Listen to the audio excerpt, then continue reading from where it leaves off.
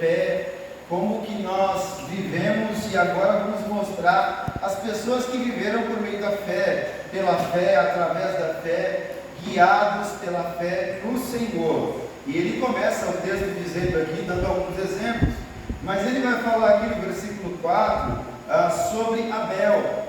Pela fé, Abel ofereceu a Deus mais excelente sacrifício do que Caim, pelo qual teve testemunho de ser justo, tendo a aprovação de Deus quanto às suas ofertas. Por meio dela, também, mesmo depois de morto, ainda fala. Abel era pastor de ovelhas, seu irmão era lavrador, foi criado, foi ensinado sobre Deus, sobre os desejos e as atitudes que Deus tinha. Abel ofereceu pela fé um sacrifício excelente. Para quem não conhece a história de Abel, eu peço ao irmão Elielso que abra por gentileza, lá em Gênesis capítulo 4, e leia para mim do versículo 1 ao versículo 8. Abel ofereceu um sacrifício agradável a Deus.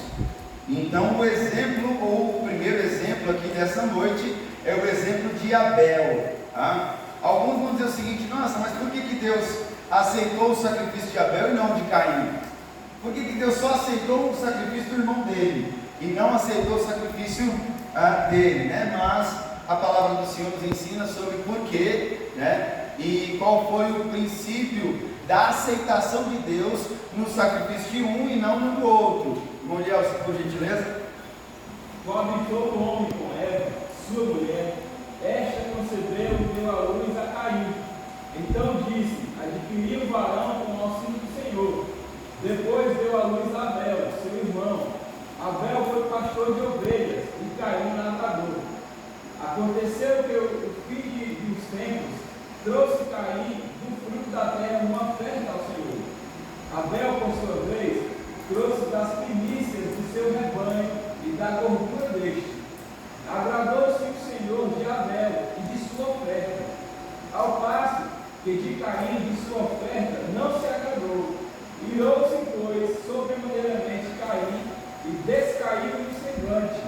Então lhe disse o Senhor: por que andas irado e por que descaído teu semblante?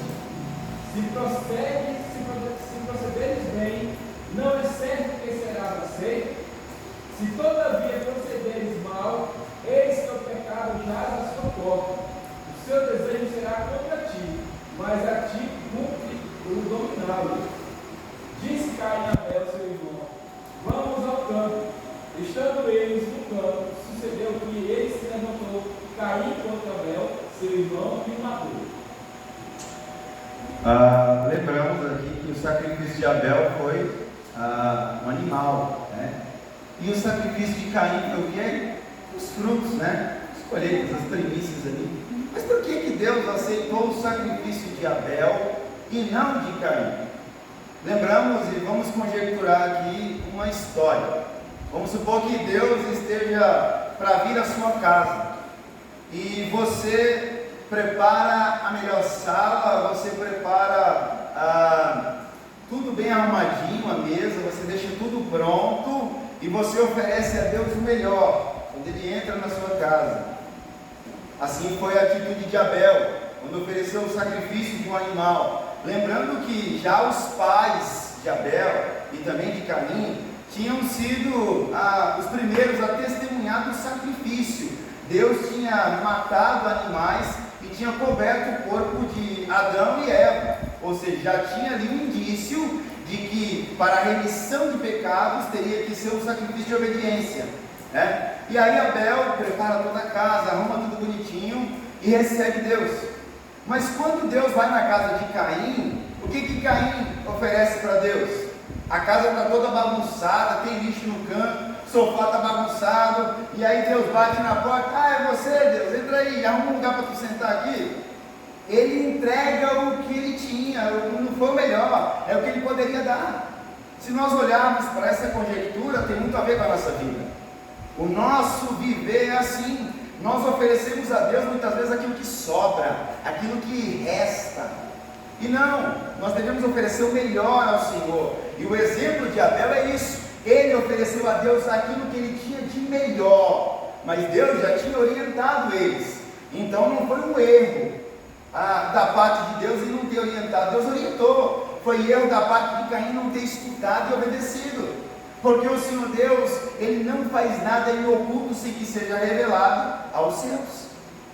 Então o primeiro ponto aqui, o primeiro exemplo a ser mostrado aqui nos heróis da fé, antes do dilúvio, é a ideia da obediência. Aquela pessoa que acredita, que confia, mesmo sem ver essas. Porque muitas vezes nós somos como Tomé, nós só acreditamos vendo. Se eu enxergar, não sei, vai dar certo.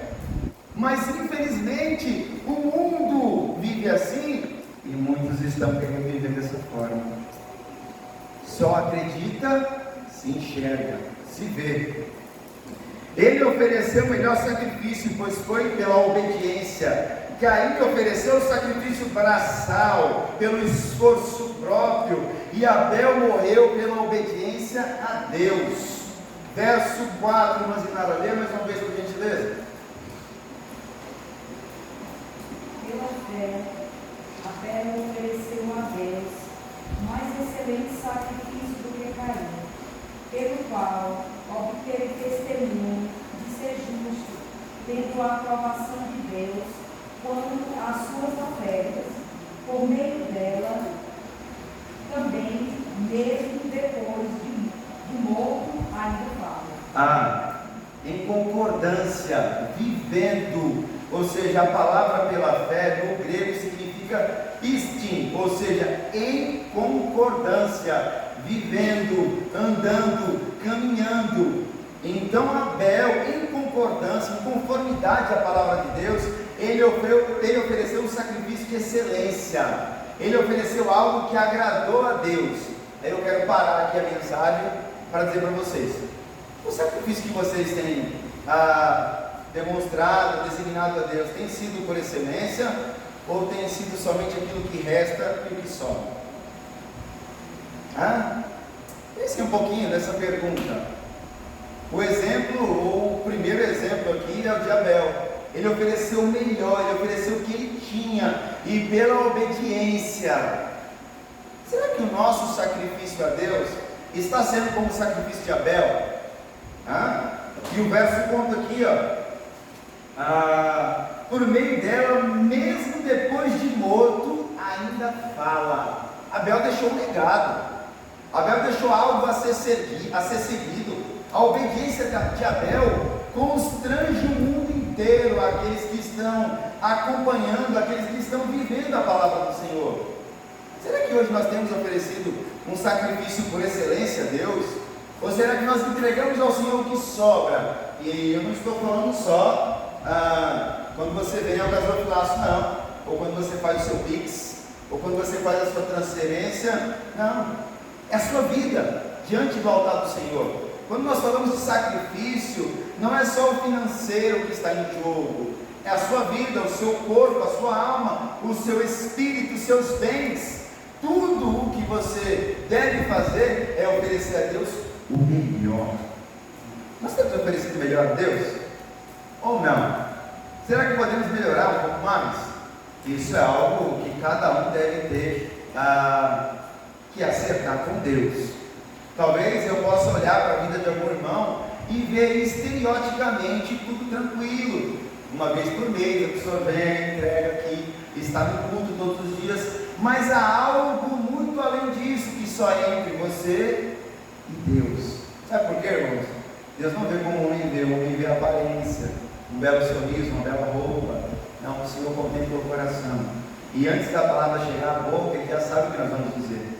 Ele esquadrinha o nosso pensar, o nosso deitar, o nosso falar. Ele nos conhece de longe. Antes que a palavra chegue à boca, Ele já sabe o que nós vamos dizer. Conserte o seu sacrifício a Deus. Conserte a sua vida diante do Senhor. Ajuste isso, porque eu posso enganar a qualquer um dos amados. Eu posso ser enganado, mas nós não conseguimos enganar a Deus. Então que nós possamos oferecer o melhor. Olha que interessante, a palavra do Senhor diz que ainda depois de morto, o sacrifício dele ainda fala. Continua falando. Que exemplo. Hã?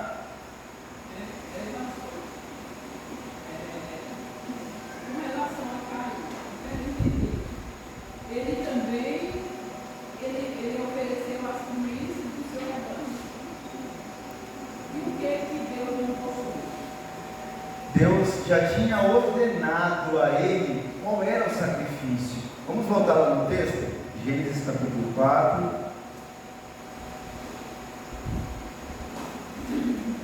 A introdução da vida de Abel e de Caim, ela foi toda feita pelos primeiros habitantes da terra. Então, quando o pai e a mãe ensinou a eles, eles sabiam que o que Deus queria era um sacrifício designado dessa forma. Mas se nós olharmos para o texto, teremos a resposta disso.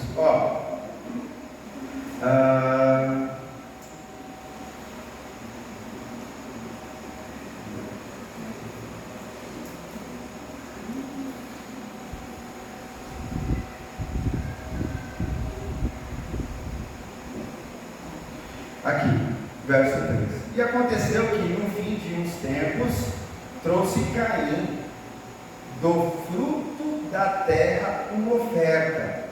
No fim de uns tempos, tá? Então é no final de tudo. Nós lembramos das festas das primícias, não lembramos? Quando o povo hebreu, o povo judeu, eles dariam primeiro a Deus.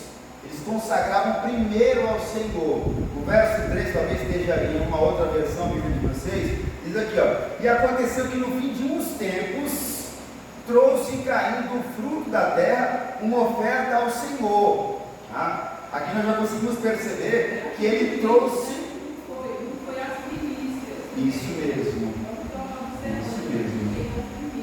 Na minha vida, uma observação. Pode fazer, Diz irmã. assim, né? O Senhor aceitou a oferta de Abel e o elogiou. Caim também escolheu sua própria oferta e deu ao Senhor. Abel incluiu o consumo de gordura, o que justamente com referência às primícias. Caim, por sua vez, apresentou sua oferta ao final da colheita. Isso mesmo. E no versículo 4, acho que a irmã também já leu aí mais nada. Olha o versículo 4. Abel, por sua vez, trouxe das primícias do seu rebanho. Né? Então, quando a gente olha para o texto bíblico, a gente percebe que tem muito a ver com a nossa vida. Muitas vezes nós trazemos aquilo que sobra, aquilo que resta. Ele levou já no final. E ele inclui dizendo assim, ele trouxe no final da colheita simplesmente porque era a época de dar oferta. Deus não quer de nós que cumpramos. Não, ele diz aqui, Deus exige que suas ordens sejam cumpridas à sua maneira. Os rituais em si não agradam a Deus e são abomináveis. Ele só deu a oferta porque naquele era um período de oferta e ele tinha. E outra coisa, verso 5, desculpa, eu estou no 4 ainda. Abel, por sua vez, trouxe das primícias do seu rebanho e da gordura deste. Agradou-se o Senhor de Abel e de sua oferta, ao passo que de Caim e de sua oferta não se agradou. Irou-se, pois, sobremaneira Caim e descaiu-lhe o semblante. Então lhe disse o Senhor ainda deu outra oportunidade para ele, porque andas irado e porque descaiu o teu semblante. Olha o relacionamento que Deus ainda tentou reatar com ele aí, a palavra do Senhor nos mostrando. Se procedes bem, não é certo que serás aceito. Olha a pergunta que Deus fez. Se você tivesse feito da maneira correta, mesmo não sendo um carneiro, um cordeiro, ou um bode, ou um touro, eu não ia aceitar. Mas você deu o que sobrou, por isso que eu não aceitei. Mas não fique irado, não, você vai ter outra oportunidade. Verso, ainda a continuação do 7. Se procederes bem, não é certo que serás aceito. Se todavia procederes mal, eis que o pecado jaz à porta, e o seu desejo será contra ti, mas a ti cumpre dominá-lo. Entrou a ira no coração daquele homem. além de ele não ter trazido o melhor a Deus, ele ainda ficou irado contra Deus e contra o seu irmão. Irmãos, Tipo essa inveja, história, né, pastor? essa história não está distante de nós hoje, não. Viu? Como se fosse uma inveja. Tá? Por que Deus abençoou a irmã Elielza? Irmão Elielza, eu estou aqui na presença do Senhor e não vivo nada disso. Mas você está ofertando o melhor, e não é só financeiramente, você está dando o seu melhor a Deus. Então não é que Deus só aceitou do irmão dele, Deus ainda deu uma oportunidade para ele. Nós estamos olhando aqui no texto, e infelizmente não foi isso que aconteceu. Verso 8: disse Caim a Abel, seu irmão: vamos ao campo. Estando eles no campo, sucedeu que se levantou Caim contra Abel, seu irmão, e o matou. Primeiro homicídio da Bíblia. Mas nós temos um outro exemplo aí dos heróis da fé. Vamos voltar lá para Hebreus. Nós vamos falar do segundo exemplo.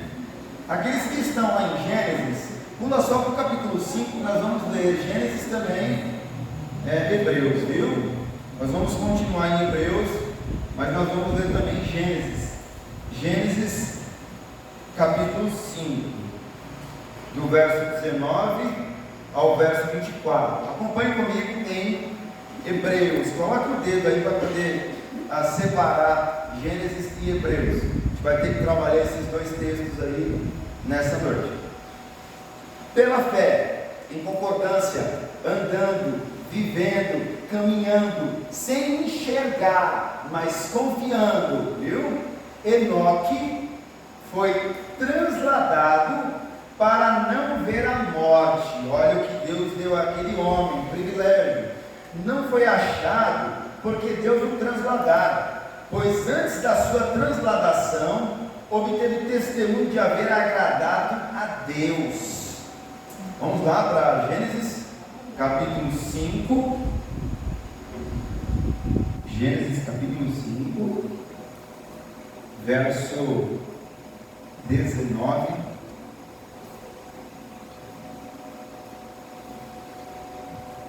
Aí. Vamos ler o 18 ainda. Acompanhe por gentileza a leitura. Jared viveu 172 anos e gerou a Enoque. Depois que gerou a Enoque, viveu Jared 800 anos e teve filhos e filhas. Todos os dias de Jared foram 962 anos e morreu. Louvado seja Deus, é muito tempo, hein? Ei, pastor, às vezes eu penso que os anos daquele tempo não era como o nosso dia.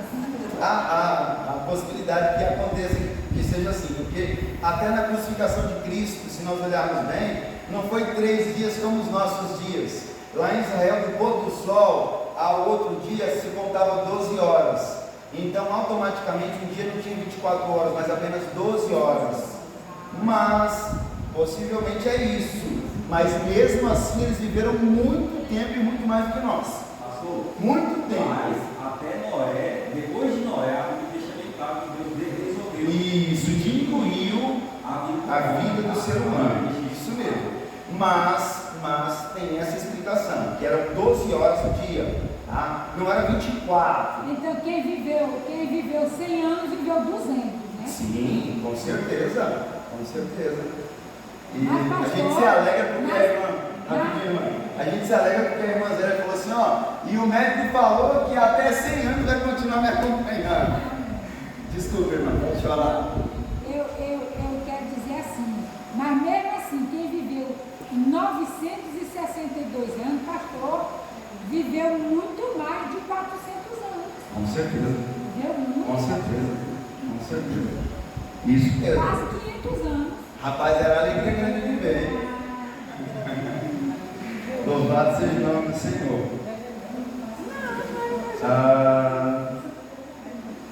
Ali, pronto.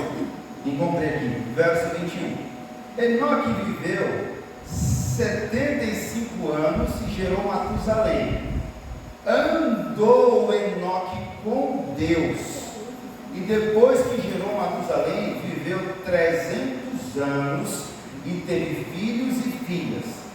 Todos os dias de Enoque foram 375 anos.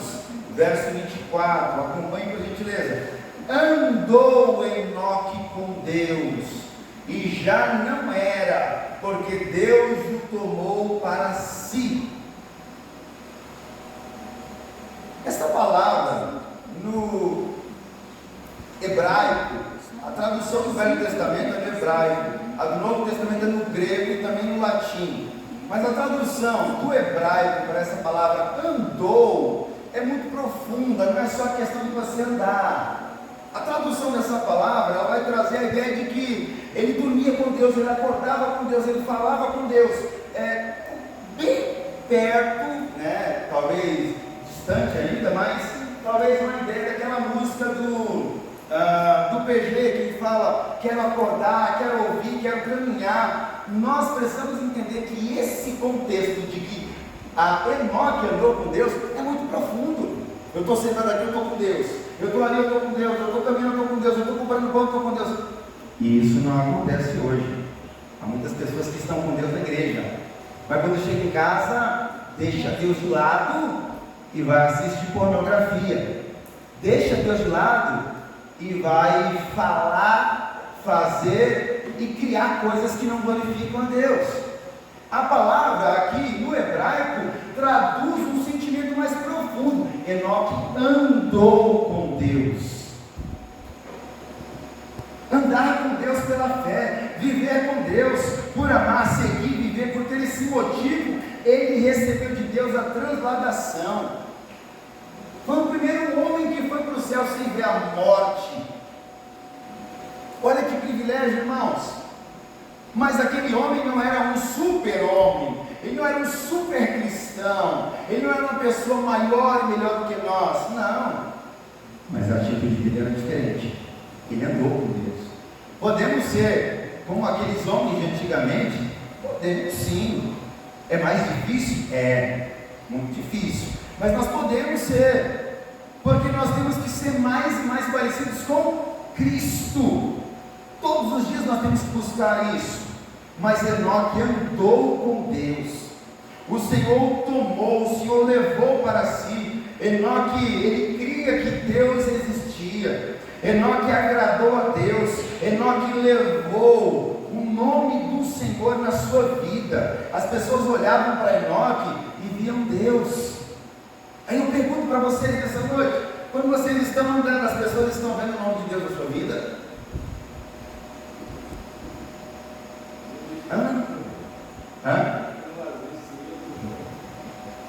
É verdade. Irmãos, às vezes a gente briga por uma fila de banco. Passou na minha frente. Ó, seu lugar atrás. Não, mas eu também não sou bobo, né, pastor? Jesus faria o que no nosso lugar?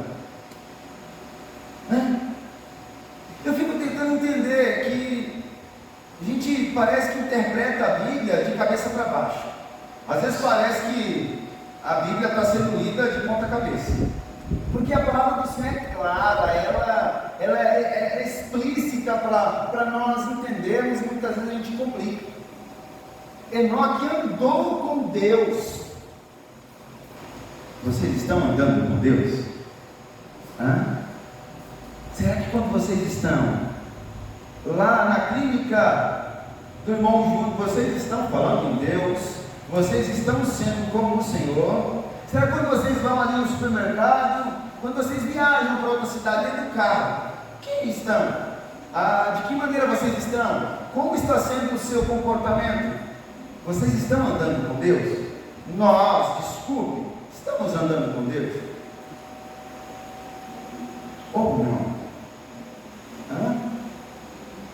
Vamos abrir uma Carmelha, abra por gentileza Judas, lá no livro antes de Apocalipse, Judas, do verso 14 ao verso 16, e por gentileza leia para nós,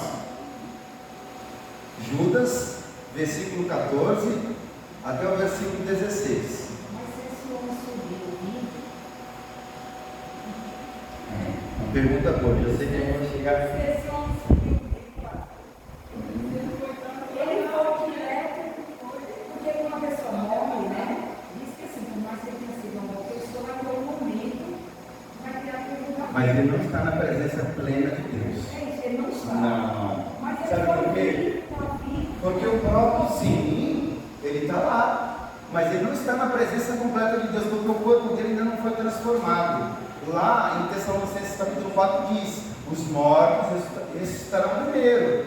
Mas a palavra do Senhor não diz que Enoque e Elias já está lá, não. A palavra do Senhor diz que os mortos, os que estiverem vivos. Ah, mas e esses dois? Esses dois não receberam a transformação ainda. Lembra lá quando os discípulos estavam orando e eles apareceram lá? Sim, mas eles não estão na presença completa de Deus. Eles estão no seio de Abraão. E isso o texto bíblico nos ensina. Quem foi o primogênito, o primeiro, quem teve a primazia? Só Cristo.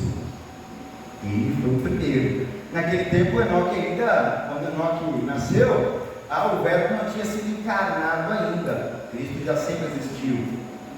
Por favor, irmão.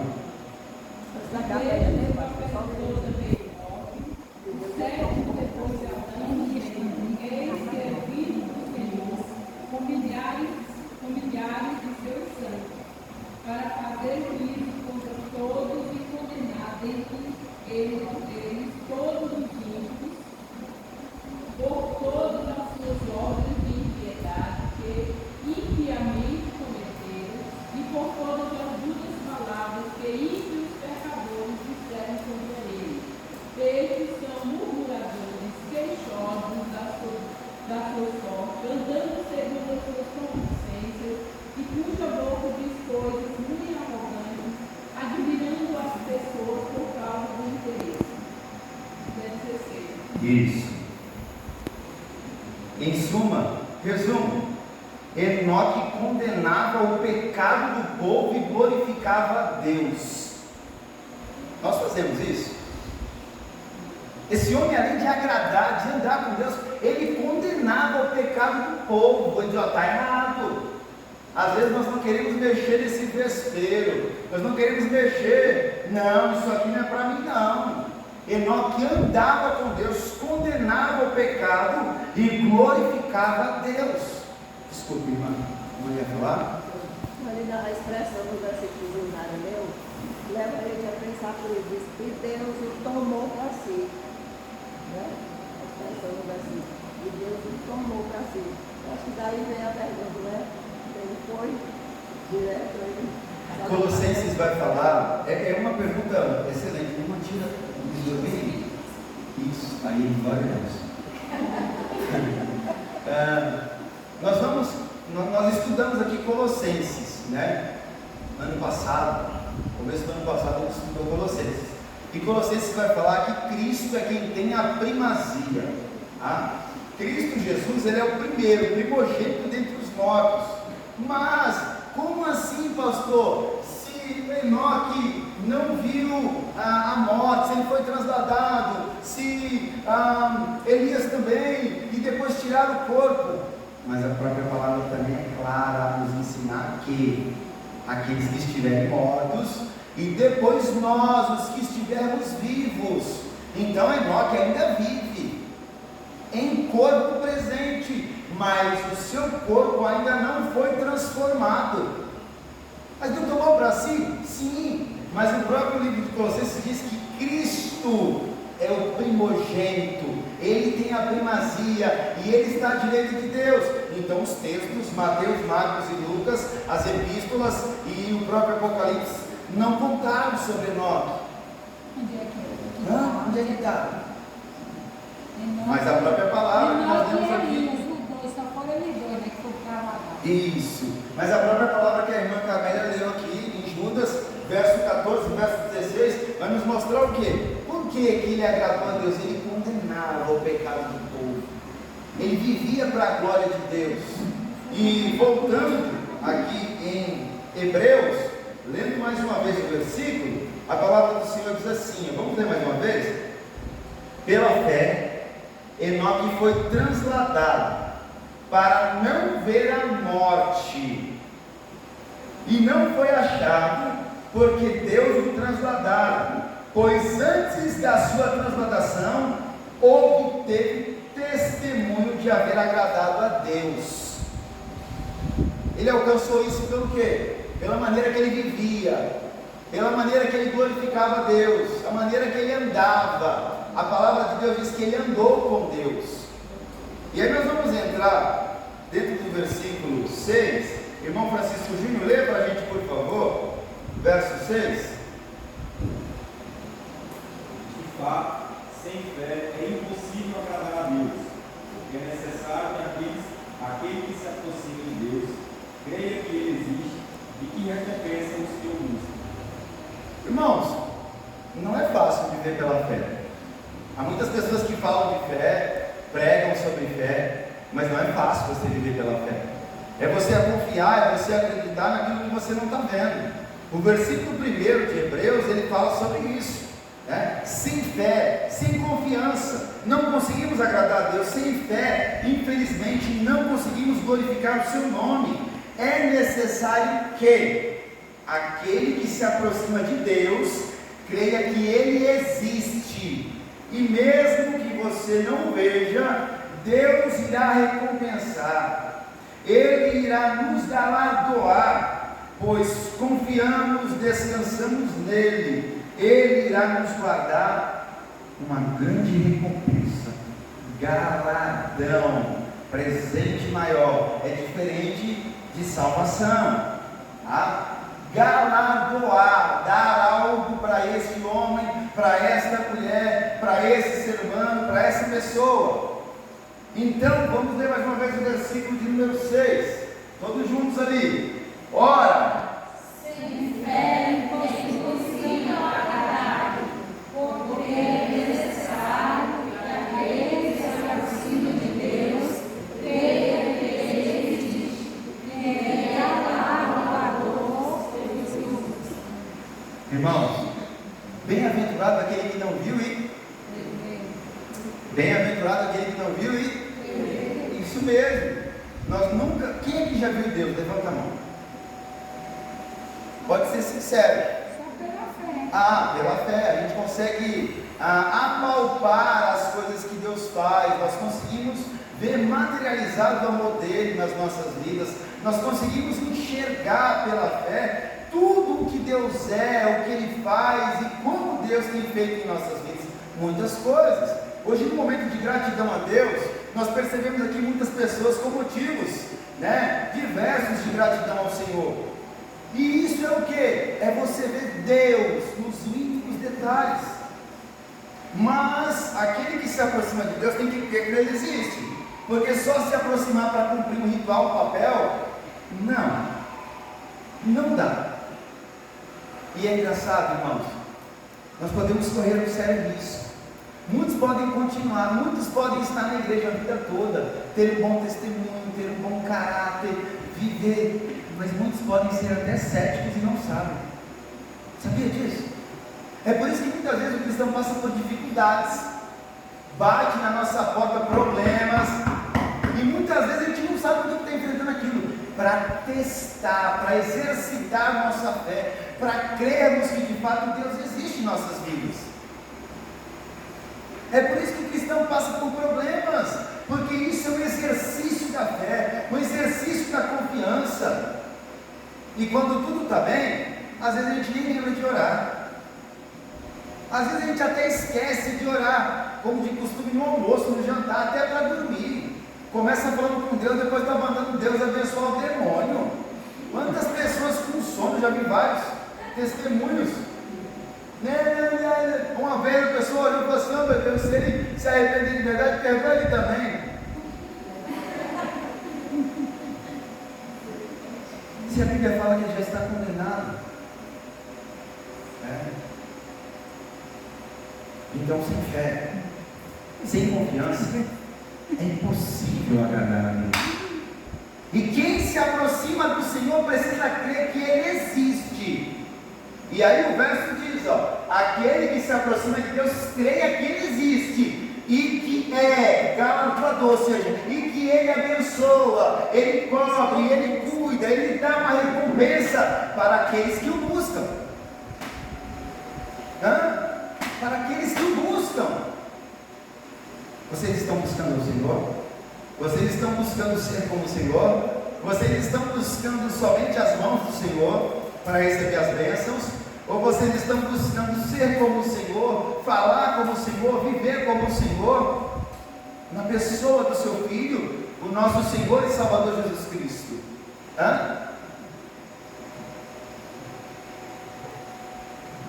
Sabe o que muitas vezes me deixa intrigado e às vezes me dá uma certa repulsa?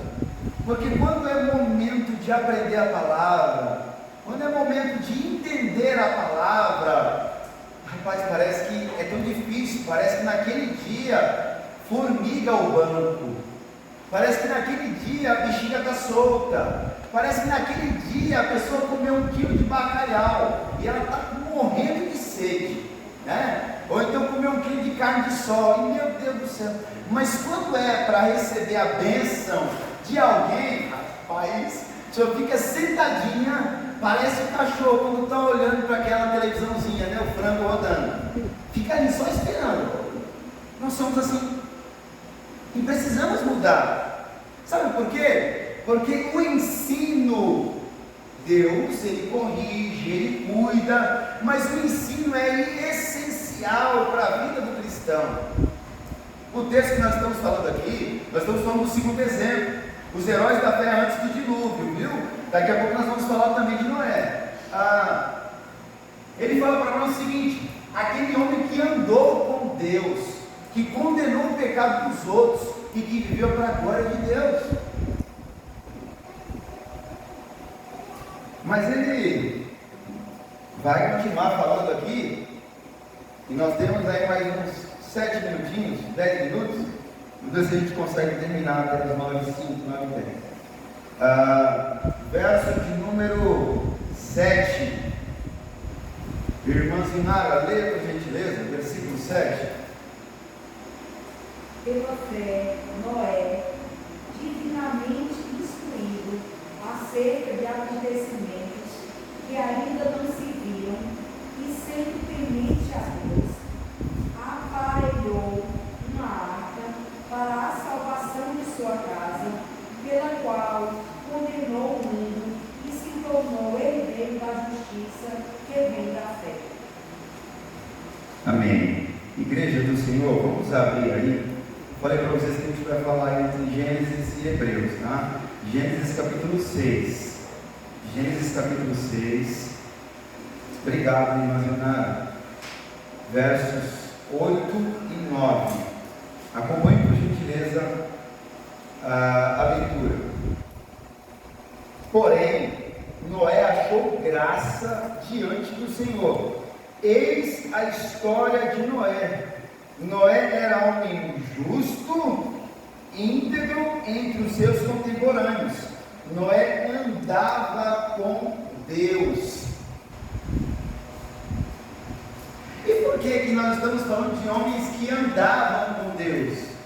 Porque antes de cada versículo, falando especificamente desses homens, aparece a palavra pela fé, né? E esta palavra, unida, elas são duas palavras, né? Pela fé. Mas no hebraico é apenas uma palavra, é pistin, ou seja, andando, vivendo, caminhando, sendo quem ele era. Então, quando a gente olha que Noé também estava andando, vivendo como Deus queria que ele vivesse. E a gente está batendo em cima da mesma tecla nessa noite. Nós estamos andando pela fé como Deus quer que nós vivamos? Ou não? Estamos? Ou precisamos um pouco mais? Pela fé, em concordância, em vivência, vivendo, acompanhando, sendo quem Ele quer que nós sejamos. Nós estamos andando pela fé, andando com Deus. Noé, pela fé, foi obediente em meio a uma situação totalmente adversa. Ao receber do Senhor, instruções para construir uma embarcação. Já não chovia há muito tempo, aquele morreu. Já não chovia há muito tempo na terra. Até o Alex sorriu aqui. Ó. Aquele ali foi para o terceiro céu, Alex. O nem chegou para o céu. Pela fé. Mas quando nós lemos o texto no versículo 7, nós poderíamos escrever um livro só com esses versículos, do 4 ao 7. Noé, divinamente instruído acerca de acontecimentos que ainda não se viam, e sendo temente a Deus. Irmãos, Noé foi instruído, tintim por tintim, ponto a ponto. Noé foi instruído por Deus. Ué, mas como assim? A Bíblia não relata se foi uma teofania, se foi uma aparição, se foi um antropomorfismo. A Bíblia não relata se Deus se revelou a ele por anjos, na pessoa de um homem, ou por uma voz. A Bíblia não relata, mas ele foi instruído acerca dos acontecimentos e como ele deveria proceder, e pela fé assim ele fez. Deus cessou de falar com os homens? Eu não creio. Eu não posso limitar o poder de Deus. E de que maneira que Deus fala hoje? Pela palavra. Mas Deus pode falar ainda com alguém através de um sonho, através de uma teofania, aparição de um anjo, através de um antropomorfismo. O que é isso, pastor? É uma pessoa. É a pessoa, Deus aparecendo na pessoa humana, em imagem humana. Deus pode, Ele é Deus. Mas de que maneira que Deus fala? Hoje, clara, visivelmente a todos nós, pela palavra. E o texto, lá no começo desse livro, fala: se revelou de muitas vezes, apareceu de várias formas, mas hoje se revela a nós através do Filho. Através do Filho, o nosso Senhor e Salvador Jesus Cristo. No verso 7 nós percebemos aqui alguns pontos, e eu quero perguntar se esses pontos eles são relatados na sua vida de instruído. Irmãos, vocês estão sendo instruídos acerca da palavra, sim ou não? Eu não estou falando do tempo que eu estou aqui, não.